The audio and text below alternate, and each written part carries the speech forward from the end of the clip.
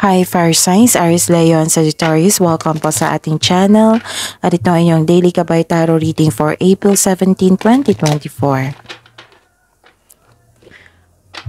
Please be reminded that this is general reading po, so maaari kayo makarelate o hindi. Just take what resonates.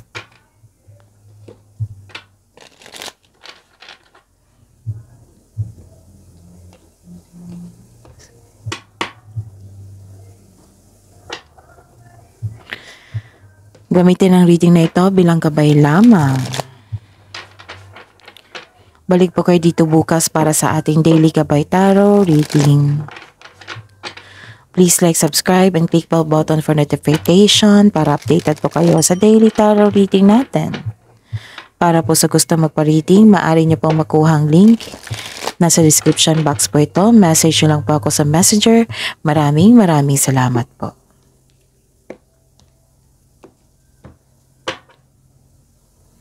Okay. Spirits Guide, mga ganap po ngayong April 17, 2024 para po kay Aries, Leo, and Sagittarius.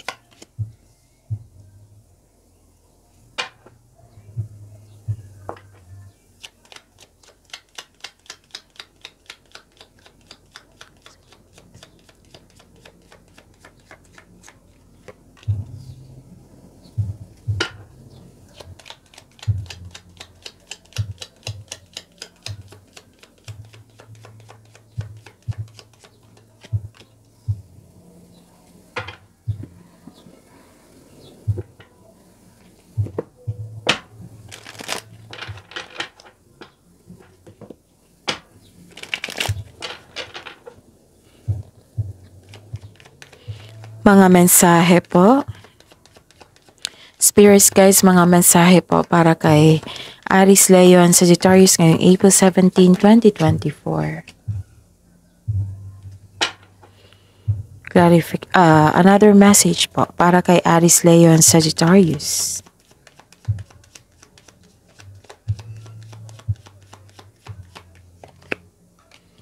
Okay, wow. Aries, Leo, and Sagittarius, April 17, 2024.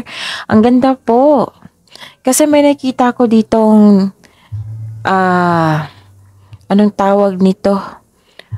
Rewards, compliment, pwedeng recognition. Pwede din nakatanggap kayo ng tulong or regalo sa araw na ito. Kasi this is grasya. Nakatanggap kayo ng grasya kaya naging happy kayo. Kasi may nakita kong happiness and pleasure dito. So this is abundance po. Okay? So this is abundance and love. Very charming. May nakita ko ditong inspired kayo, nag-aayos kayo. Pwede din nagbili kayo ng regalo para sa sarili nyo. Like for example, nagbili kayo ng sapatos, bagong sapatos, damit, bag, or cellphone. Pwede din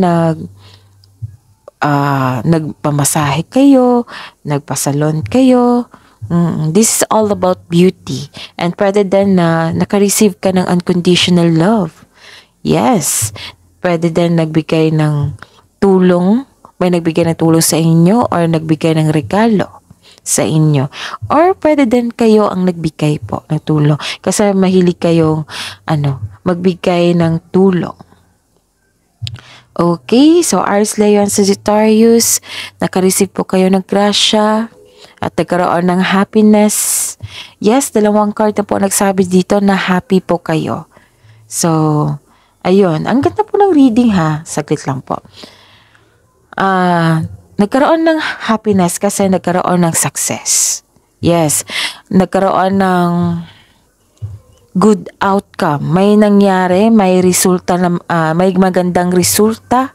Yan, may magandang resulta. This is your lucky day. This is, ngayong araw is happy kayo kasi may success. May nangyaring maganda. Nakikita ko nga dito may nagbigay sa inyo ng bouquet of flowers. Pwede din naman nagbigay sa inyo ng compliment kasi very charming kayo. So, Aries, Leo, and Sagittarius, ang ganda po.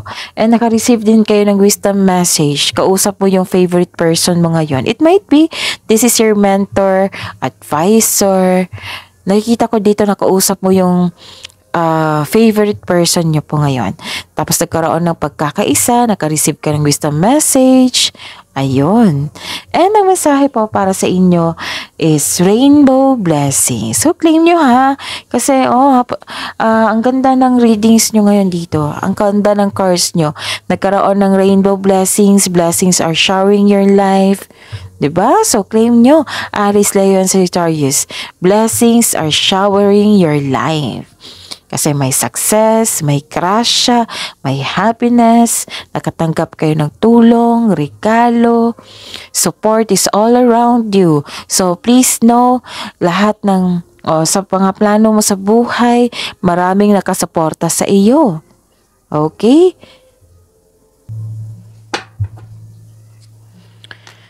Spirit's Guide, energy po ni Aries, Leo, and Sagittarius ngayong April 17, 2024.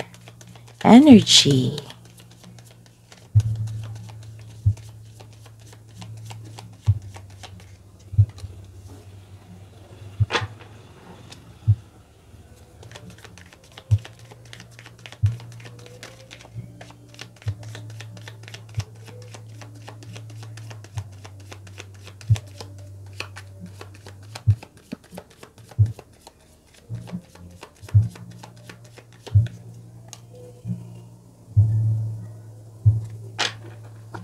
Spirits, guys, career and money po ni Aries, Leo, and Sagittarius. Okay. Clarification po.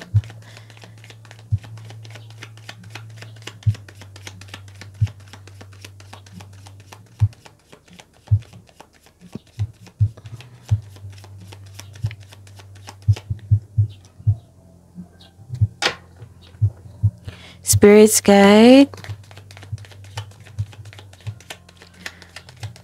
Love life, self-love, partnership, and romance ni Aries, Leo, and Sagittarius ngayong April 17, 2024.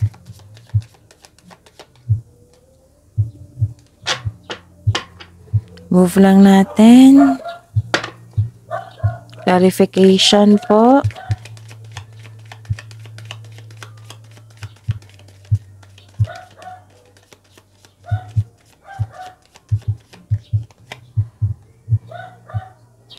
By the way, Aries, Leo, and Sagittarius, kaka-upload lang po. It might be kahapon or, it might be kahapon. Okay? Kahapon yun. Okay, kahapon.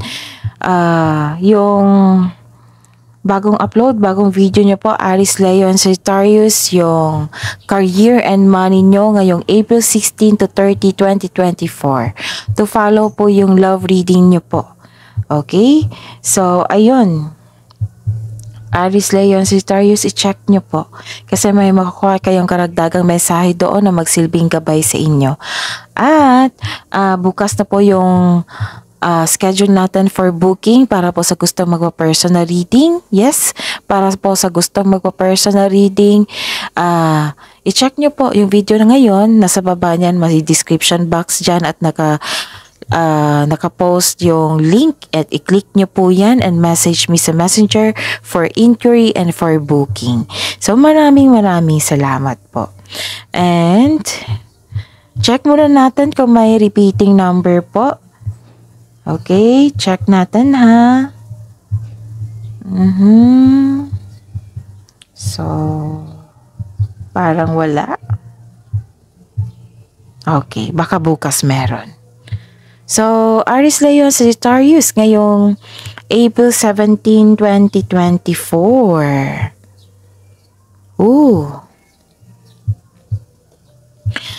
Okay. Nagkaroon ng burnout dito. Marahil may sobra na. Or nabibigatan kayo sa inyong responsibilidad or sa dami ng trabaho or demand. Nagkaroon ng lack of self-confidence. Mas nangingibabaw yung takot mo of taking your work to the next level. Bakit naman? So it's time to step out from your comfort zone. Sabi po ng card, if you're serious about your growth, it's time to step out from your comfort zone. Problema sa pera o katamaran sa trabaho, pwedeng nawalan kayo ng gana. Nawalan kayo ng gana sa inyong trabaho, pwede din na may problema kayo sa pera. Tapos may nakita ko dito na may alok na tulong, hindi mo tatanggapin. Bakit naman? Bakit ayaw mo tanggapin? Siguro may dahilan po kayo. Sige. So, you're feeling burnout sa inyong trabaho ngayon, pwede, or sa bahay, kasamahan nyo dyan. So, this card tells you taking a break won't hurt your career.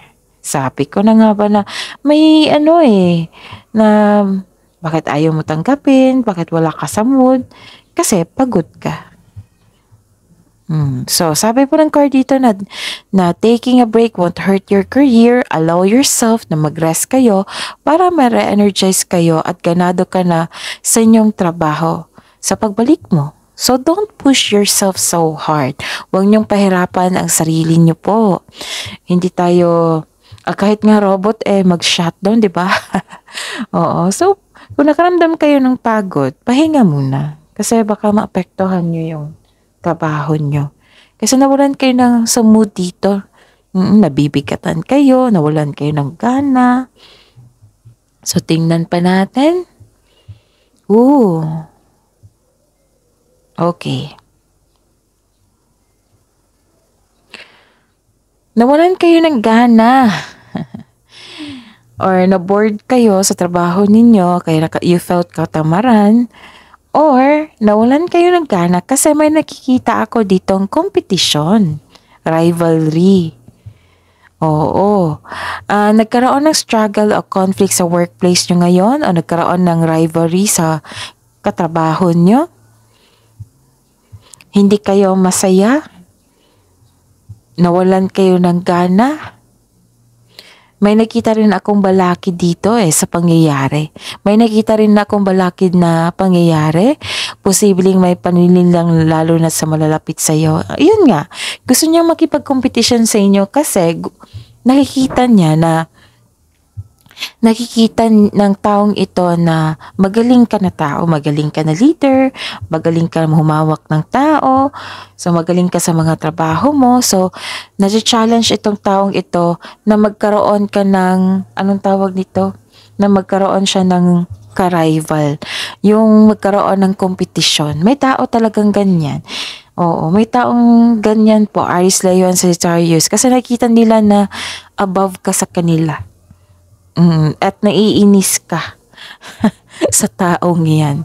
So, ayun, hindi ka masaya kasi may nangyari nga na may tuto sa inyo, may taong hindi totoo sa inyo kasi mapanlinlang may nakita kong mapanlinlang dito na tao na malapit sa inyo. May intense na pangyayari o di kaya may ganap na away dahil sa hindi pagsasang-ayon ng pamilya o grupo ng tao. Ilan sa inyo ngayon ay nagpapatayo ng bahay or structure or nagpa-renovate. May naganap talaga ng competition. For example example lang po ito. Yung in-applyan mo na job position ay isang offer lang. O isang tao para sa isang tao. Tapos, in-applyan din ng yung inakalang kaibigan kasi gusto niya makipag-compete kung sino mas matalino sa inyo, kung sino yung mas above sa inyo, ganon. Mahilig siya sa ganyan O di kaya ginaya ang inyong negosyo dahil nakikita niyang patok ito sa masa. Pwede din ginagaya ang inyong strategy or plano, kaya naiinis ka sa kanya. May tao talagang ganyan, Aries, Leo, Sagittarius, kahit hindi natin gusto makipagkompetensya. Kasi tingin nila sa inyo is above. Marami na achievement, 'di ba? Naka-receive kayo ng recognition, awards, magaling, meaning to say, magaling kayong humawak na tao or sa trabaho. So, ayun, nakipag-compete siya sa inyo. Ewan ko ba sa taong ito. Okay. May bagong simula po sa career and money nyo po. Maaring kakasimulan nyo lang po sa inyong trabaho. So, this is new beginning. Nagkaroon din ng freedom po. Nagkaroon ng anticipation. nagkaroon ng curiosity, new journey. Kailangan mo lang daw mag-ingat po, sabi ng card. Tapos, ayun. This is a leap of faith. Hindi ka takot sa obstacles. You know you are on the right path. Kumbaga, bahala na si Batman. Basta go ako. Pero, please be reminded, Aries, Leo, Sagittarius, kailangan natin ng pagpaplano. Yung konkretong pagpaplano para confident enough kayo. Kasi kung bahala na si Batman, di ba?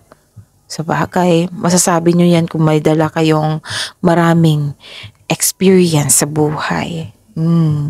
Diba? Kung marami kayong experience sa buhay, mas malakas yung confidence mo. Lalo na't nakakonect kayo sa inyong intuition.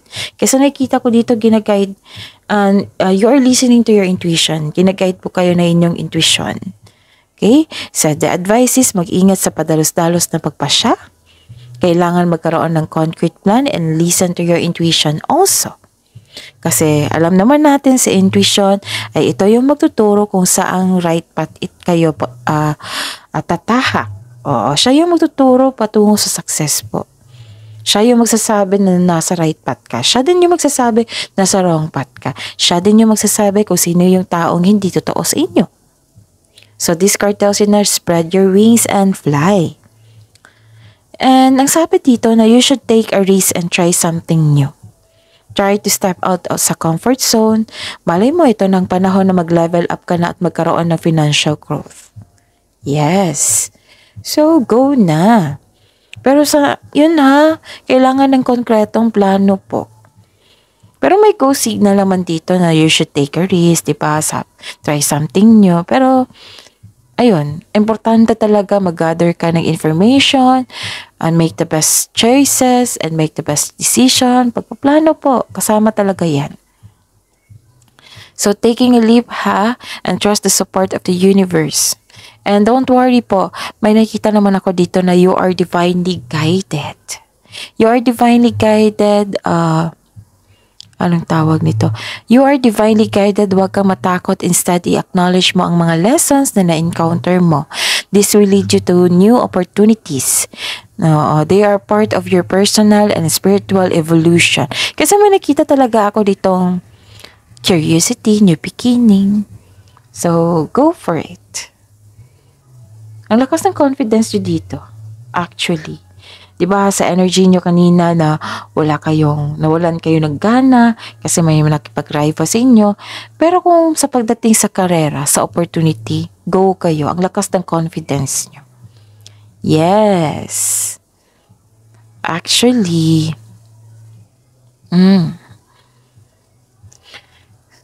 nagkaroon ng dito truth seeking. Assertive. Yung paninindigan.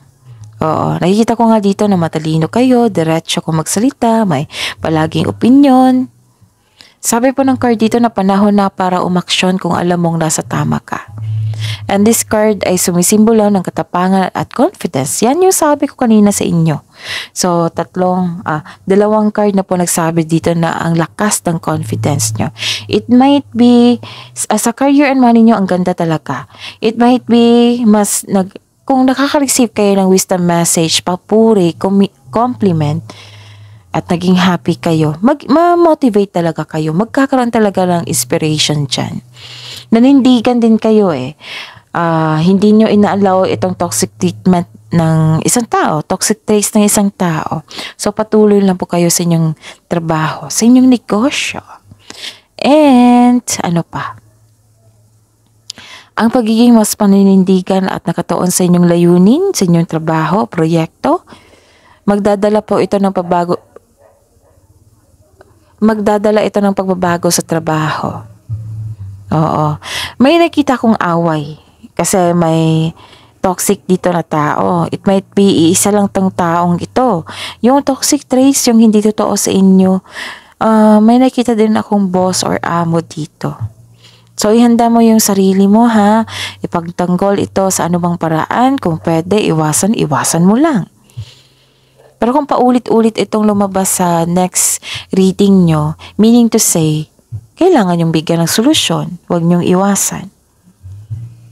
So may darating na mensahe po at agad niyong bigyan ng reaction or action. Ito yung darating na mensahe na magkakaroon kayo ng productivity. Magdudulot ito ng baguhin ang inyong kilos. Okay, sa love life, self-love, partnership, and romance, may nakita ko ditong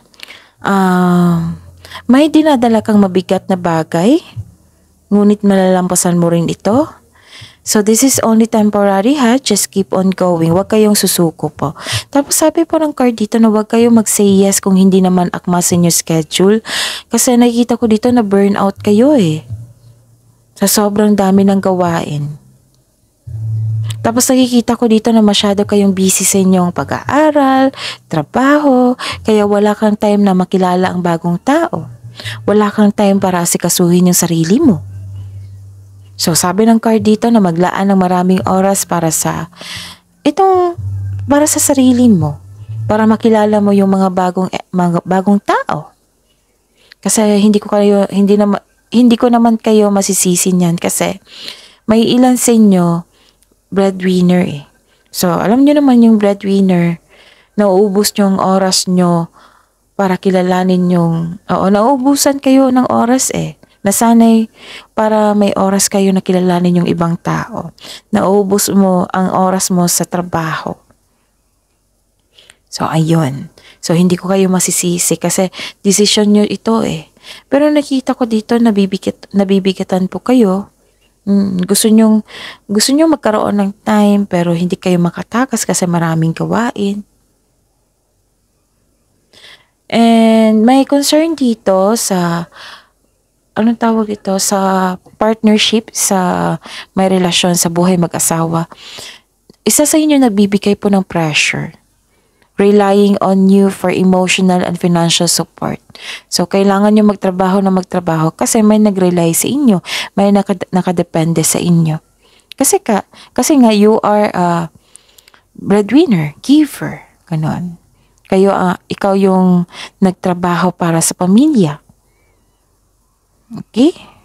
And this is also a complete cycle. Don't worry. Temporary lang ito. Nakikita ko naman dito na malapit na yung pagtatapos sa isang mapait na sinapit. Kasi nakikita ko dito na nabibigatan na kayo sa responsibilidad, nabibigatan na kayo kasi wala na kayong time sa inyo sarili, kasi nga super busy kayo. Ano pa?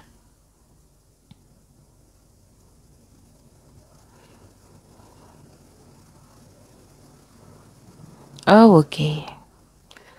So, 'di ba sabi dito na kailangan talaga na balansehin nyo ang inyong oras sa trabaho, sa pamilya, sa sarili.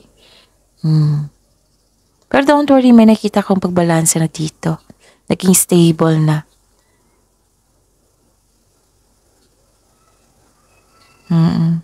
So some of you, buhos ang oras. Nakikita ko talaga dito, buhos ang oras sa trabaho, sa pag-aaral. Kailangan talaga ng pagbalansa dito. Kasi nakikita ko may humihingi ng time sa inyo It might be this is your inner child or partner mo or kasamahan mo dyan sa bahay. Pagbabalanse po ang kailangan dito. Kasi may nakita kong pagkakaisa,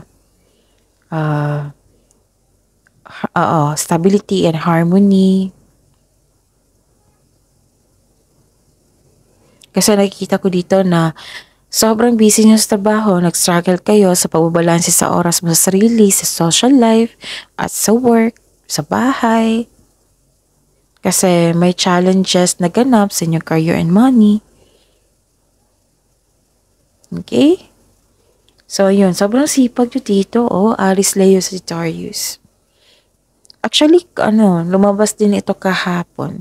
So, the universe tells you na kailangan ng pagbalansa dito. Okay? Aries, Leo, and Sagittarius.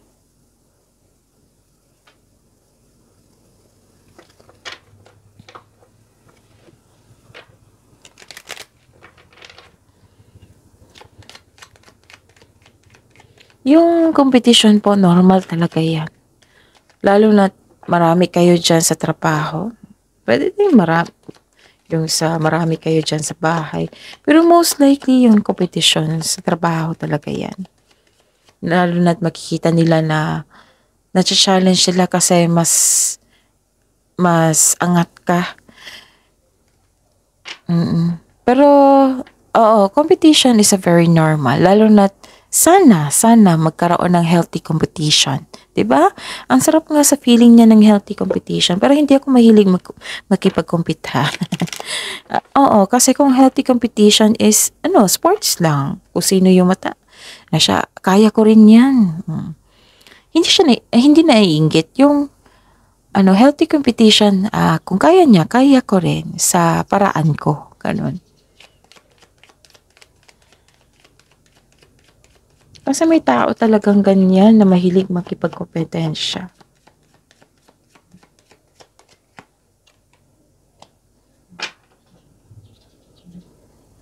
So look for the signs.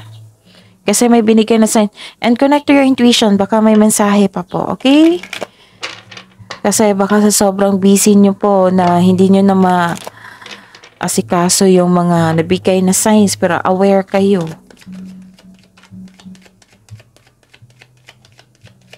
Atong 11-11 na lumabas dito, this is harmony, pagbalanse. So this is the clarification of your 3 cards here na kailangan ng pagbalanse, pagkakaisa. And sa love reading nyo po, sa buhay mag-asawa, sa mga may relasyon, confused kayo.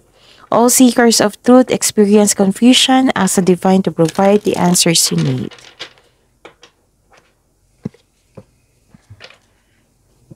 Okay, kunin ko na to.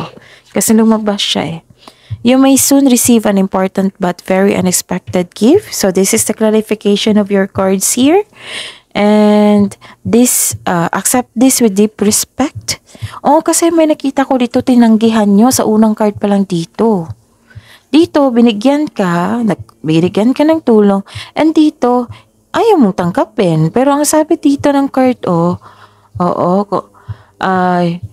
makaka-receive ka ng unexpected gift. Importante ito. Tapos sabi pa ng card na accept this with this deep respect. Someone has sacrificed a lot to help you open doors and grow. A lot of things will change for the better. So tanggapin niyo po daw. Kasi alam niyo ba, ang universe magbibigay yan ng blessings, karamihan magbibigay ng blessings sa pamamagitan ng isang tao para may matutunan ka sa kanya at may matutunan din siya sa inyo. Sharing of blessings, generosity, sharing of resources. Yan. Okay? So, kailangan ko magsalita kasi may music ng sikat na kanta para hindi anong tawag dito? Copyright. Hindi ko yan mapigilan kasi naka-open na yung energy nyo eh. Andyan na siya nagsimulang nag-music. Sana maintindihan niya na may taong trabahante na online. Kasi concerned din ako sa iba eh. And alam kong hindi lang ako nag-online. Yung ibang tao din dito, siya is panay-panay ng So, ayaw ko magsalita ng masama. Kasi I am aiming for peace of mind. Diba? So, be love. Share your kindness to everyone. Take time to breathe out. So, pahinga talagang kailangan dito. Kasi, na-bad mood ka. Diba? Na-bad mood ka na dito. So, sabi ko, pagod to si Aries, Leo, si Charles. So, take time to breathe out. Spirits, guys, angels, archangels, guardian angels, mensahe niyo po para kay Aries, Leo, and Sagittarius ngayong April 17, 2024.